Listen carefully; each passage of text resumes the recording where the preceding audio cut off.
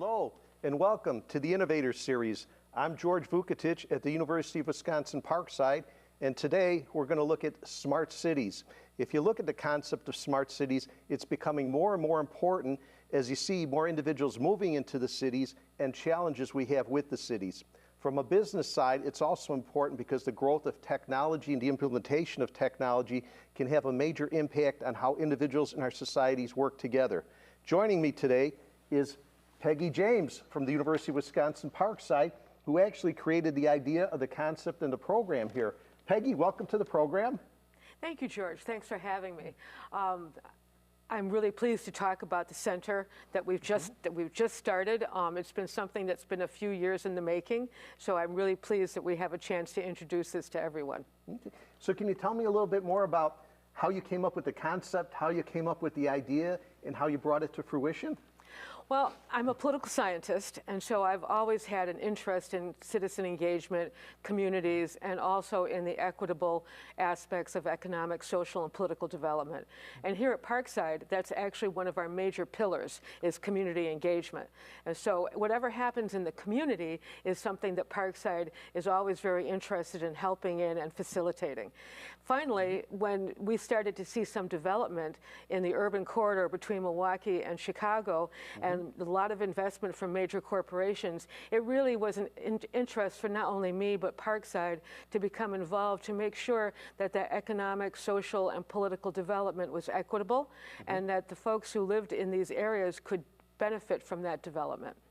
I do think you bring up a very good point of the location of Parkside, being right between Chicago and Milwaukee off that I-94, and I think a lot of people now are referring to that as the Innovation Corridor. So I think a lot of good things going on.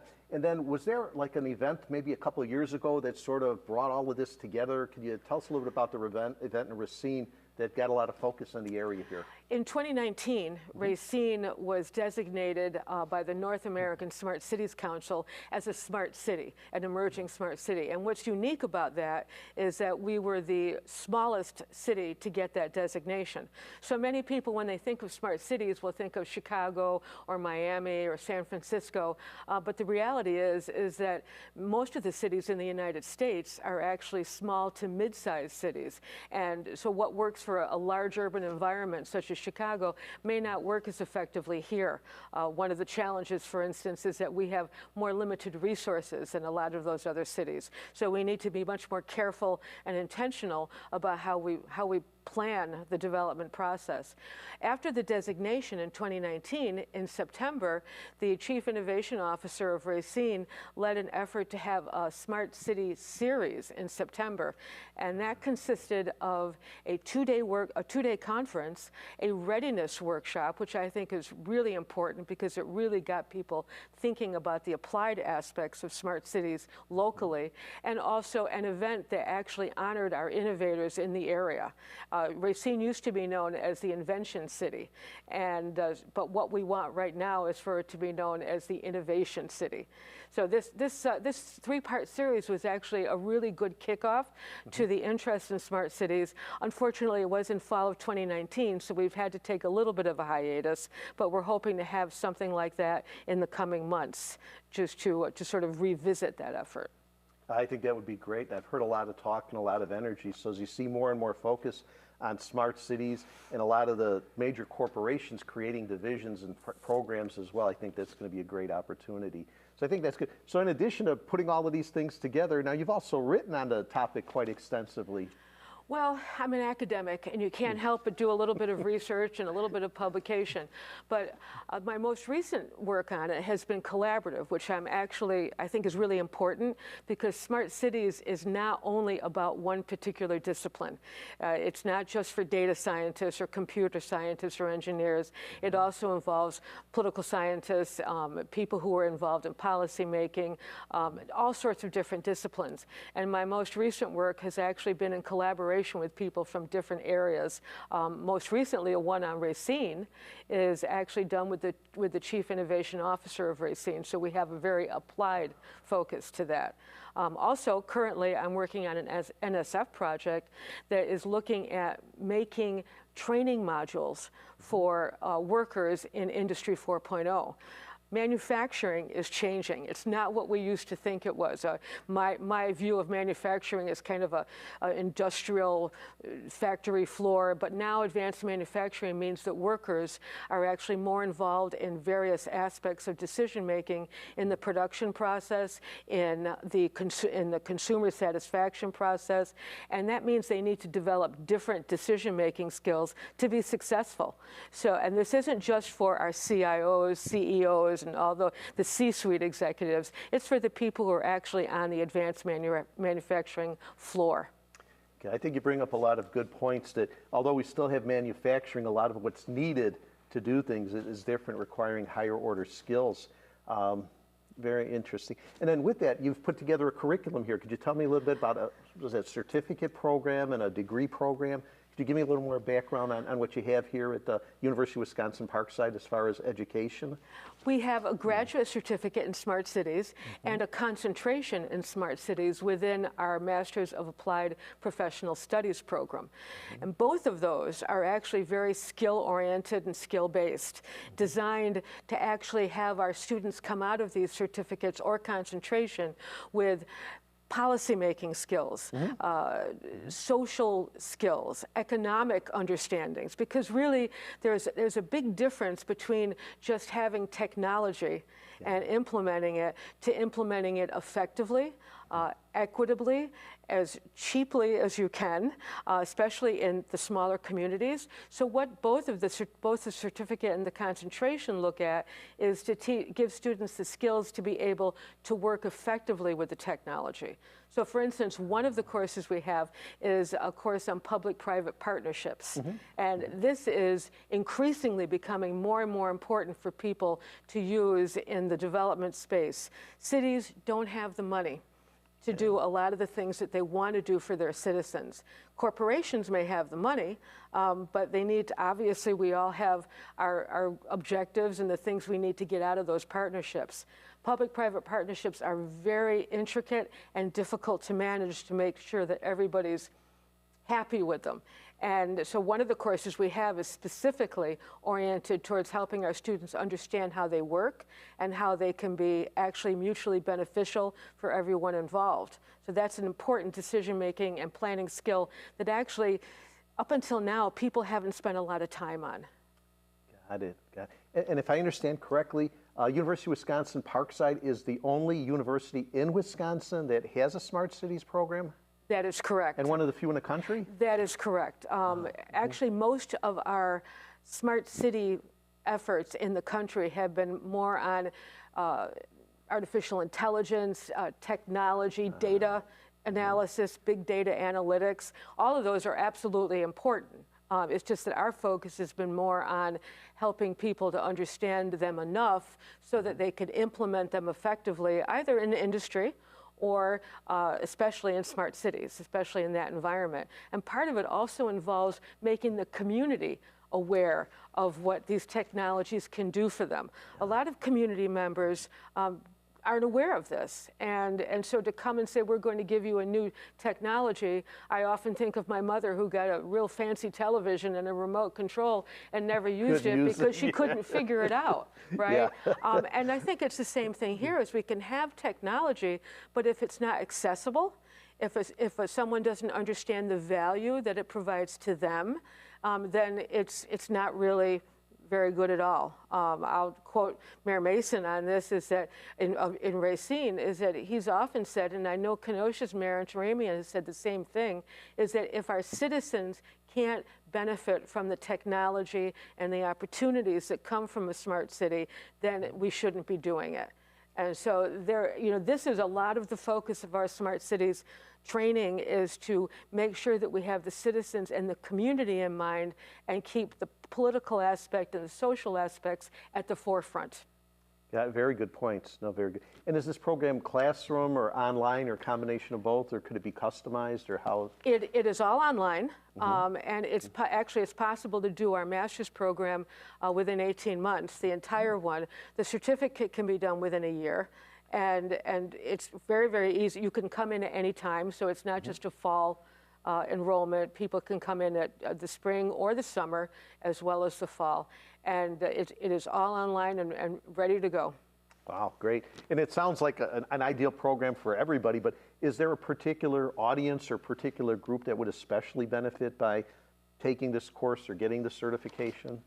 Well, as you say, I think it really is important for everyone because I think even an engineer, to be able to work on technology that is going to be marketable and useful, needs to have some understanding of the context in which it will be implemented. So I wouldn't say that it's not important for people who are more focused on the technology, but it really does have a focus for our government, our public officials. This is not a fad. This is a trend. And as our public officials progress through the years, they're going to find that they need to know how to implement this technology in a way that helps their communities and doesn't marginalize or widen existing equity gaps that are there. So very important for, I would say, for anyone who's in the public sector, as well as people in the community sector, nonprofits. The community needs to understand how this can help them. In some ways, we also need to know what the community thinks about their major needs. So all of this is designed to increase that communication, increase the intentionality. And I would even say that people in corporations would benefit from this, or in business, because it does involve public-private partnerships. It does, there's one course in there that I think is extraordinarily important for Industry 4.0, and that's the human-machine interaction. Yes. Workers are increasingly dealing with machines in making decisions or that are making decisions for them. And it's a different way of thinking. Machines don't quite think the way that we do. And we need to be able to train our workers to understand how they can actually do that effectively. And I think that's a good point. I know there's all the focus on artificial intelligence, the algorithms, but if the algorithms aren't coded properly, you have challenges or issues with them as well. Exactly, so, exactly. Yeah, there's actually a literature that's out there, and I just read an article this morning about how redlining can take place algorithmically, yes. Meaning that the way that certain computers will analyze data, because they're just analyzing the data, will actually result in particular decisions being made that are increasing equity gaps in our communities while we're developing them. So these sorts of things rely on humans to know what's happening, to make those decisions, and to enter into that decision-making process and change the code. Good points, good points.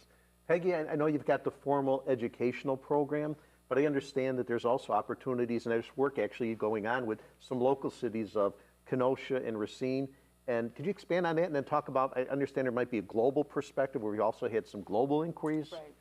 Yeah. We are so lucky to have the relationship that we have with Racine and Kenosha. We are not, I think I mentioned to you yesterday, we're not a city on a hill. And we are really, really glad that we have this partnership, which we've had even before this effort. So we've also always had very close ties to both Racine and Kenosha. We're actually situated right in between the two communities. And so I think that we can actually serve a real connecting function in terms of that. So both cities are interested in smart city development, and we're hoping that we can all work together on that. There's a great concept now that's coming out in smart cities that talks about a quadruple helix, and that is where business... Quadruple helix. Quadruple. Okay, so what are the four pieces? That's good. So now I can... so it's business, which people will which actually came first, but also the public sector, so government, the university, and the community. And this is actually kind of new in terms of the smart city development, but it's something that we're beginning with here because we believe it's so important to actually have a partnership and collaborate rather than have a sort of a hierarchical relationship in this. But both communities are different. Obviously, they have their own unique approach to smart cities, and that's what we're hoping that we can all learn from each other in terms of making sure that they can meet their priorities, but also be able to collaborate on the ground with all the other agents. One of the aspects about smart technology is that it should have four P's, okay? So now this, and that is, it should be predictive, it should be preventive, it should be participatory, and it should be personal. And it's that personal aspect, I think, that tells us that our technology and how we develop it in any environment needs to be absolutely related to what people want or they need in that area. You know, I'm just thinking, I was watching a show the other night, and it talked about the facial recognition and the difference between what goes on in the U.S. versus what's going on in China. So I think it leads to some interesting questions. I don't know that we have all the answers, but I think it does. So, yeah. And there is, I mean, the privacy issue is huge, something that in the beginning people really didn't even consider. And I think this demonstrates the gap between implementing technology and actually implementing it ethically, effectively, and respecting what people value, especially here in the United States, which is their individualism and their privacy. And so this is why I think these social and political questions that what we're addressing are so important, because facial recognition might make a lot of people nervous. And also the idea of data monetization. In other words, selling data so that you can run your technology rationally makes perfect sense. But on the social or political level, it could very well be political suicide for some of our politicians. No, I'm just thinking, you know, the Google, the Facebook, everybody else that's out there today, you know, gathering all the data is one thing, but then usage of it's another. Wow, great. Yeah, I don't know, anything else in particular you think is important in the area of, you know, smart cities, development, about the program here, about the center. So we're building a center as well. Anything else in any of those areas? Well, the center is very exciting. I mean, this is something that we've been trying to develop for a few years. And so this is really, we think, a unique opportunity for us not only to anchor our academic efforts in this area, but to provide that linkage and that connectivity to the two communities, as well as helping people locally to develop ideas, businesses, concepts that actually might help economic development in the area. We are very lucky to have a number of large corporations who have now begun to invest pretty heavily in the Racine or in southeast Wisconsin. But what we want to make sure that we do is keep the opportunities that are going to be made available open for our citizens, as well as people who might want to move here. And so this gives us an opportunity to be inclusive, and to make sure that everyone has the chance to participate in this and to do it effectively. Also, I think it's a great opportunity to be an emerging laboratory and test site. I don't want to put people off, but we are starting the smart city effort from the ground up. And so this is a great opportunity for other cities, not only in Wisconsin, but throughout the country, to see the problems that we will have, because we will, the challenges, how we made certain decisions, and we're really hoping that the center can actually develop what my colleague William Martin has called Smart City U, and so that we can help cities that are not, you know, people with millions of population, but maybe cities under 100,000, or even our rural communities, to learn how to be more intentional and effectively use their resources to manage the things that we need to do in the smart city area. You know, I think it's a very important point, because I think if I heard the number right, it's something like 98% of the cities are under 100,000 or under. So I think it's very important to have alpha models the right thing. But I think that's very important. And you know, as you're talking, this is beyond education, or maybe it's lifelong learning. So individuals come get some education in the space, you know, they inquire, they learn, and then they can put things to work or to use with the center you have. So absolutely. I mean, we all know lifelong learning, but this is actually even more important, because technology moves at a very fast pace, right? Yeah. So when I buy my cell phone and I walk out with my new cell phone in my car, it's outdated almost immediately. And we need to develop that, not only the opportunities to keep learning, but the motivation to keep learning, because we're going to have to do this as technology continuously advances. And I don't think that we've all realized how we as humans and as social systems need to advance with it so that it's not exploited, so that it's not used for perhaps not the best reasons, and that we can use it in the most efficient and equitable ways possible. Now, I think you bring up some good points, and I'm reminded, I remember when I was a kid, it was seat belts. You know, we didn't have seat belts, and then as I got older, I didn't wear it too often, to be honest. But then my kids, they grew up wearing seat belts. Exactly. And the parallel I'm drawing is with the autonomous vehicles today. I know there's some research and work being talked about as well. And when I get in the car, I want somebody to have their hands on the steering wheel. But I think as our kids start to grow and develop, they might be used to it. They might expect to not have a hands on the steering wheel. Exactly. And we need to get the community to accept that because the younger generation is going to grow up with that. But we have a lot of people who aren't in the younger generation. And yet we need to understand and agree and believe that that technology is safe, that it's beneficial, that it's something that we as a group can actually use, and that it doesn't make things worse rather than make things better. This is why in Racine and in Kenosha and in most communities that are thinking about becoming smart cities, their number one priority is infrastructure, is making sure that we have the connectivity that is there so we can do all of this. It's no good to have technology that works off of, Wi-Fi or the internet where we have a certain segment of our population that doesn't have access to that, whether or not it be the connectivity or perhaps a computer or a device. And those are the things that should be prioritized, as Kenosha and Racine are doing right now. You know, I'm bringing back my military days when Wi-Fi first came out, so we're going back a few years. We didn't have Wi-Fi on the base, but the Burger King on the base had Wi-Fi. So even when the Burger King was closed, everybody was in the parking lot trying to access their Wi-Fi. So that connectivity, I think you bring up a very good point. And then even more so what unfortunately went through with COVID, where individuals couldn't get together. As a matter of fact, I think COVID, maybe a positive aspect of it, is that it's probably moved our efforts in smart cities and Industry 4.0 probably in 1 year about 10 years. Because what would have happened anyway, we were actually forced into. So we were forced into the idea that people needed to learn from home. We were forced into the idea that we actually had to meet virtually and that we had to become more comfortable with this. It also forced us to see those inequities where people couldn't participate because they didn't have that ability.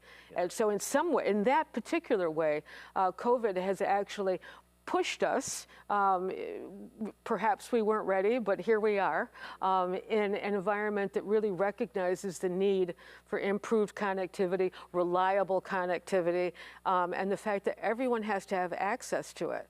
A good example of that, I think, is courts. Courts were forced to go virtual, but of course, going virtual meant that it assumed that you had a computer at home, that you had connectivity at home, so that you could actually appear in court. It's not so easy to do that from your local library or sitting in the Burger King, because that's a little public. And courts, you may not want that's a privacy issue. And so those are the sorts of things that we said, well, wow, we're just not prepared for this. And I think in some ways it was a little bit of a wake-up call for us. Boy, this great information, Peggy, everything from the education to the center. Any other thoughts on anything else important that you want the viewers to get out of the session here today?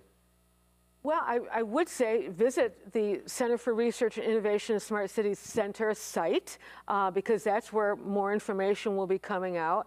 I would actually encourage people who are saying, well, I'm not a data analyst, I'm not a computer scientist, I'm not an engineer, this is way out of my ballpark. I would suggest that it is not, that there are lots of ways in which this technology needs people who are more interested in the social sciences. It needs people in the arts, because this whole technology development will require a different sense of aesthetics that our art community can actually help us with. And so there's no one out there who actually shouldn't be interested in this, because I guarantee that they'll be impacted by it. And they need to know a little bit about it, I think. Yeah, who's not impacted by the changes going on in Right. the cities? You watch the news all the time. Wow. Exactly. Peggy, this has been great. I thank you very much. Great knowledge, great information. For those of you that are viewing, if you need him in for more information, you'll see a slide coming up shortly. And I encourage you to join us again in our series, The Innovators. Today you've heard a little bit about smart cities. If you want more information, reach out to us, and look forward to seeing you next time. Thank you.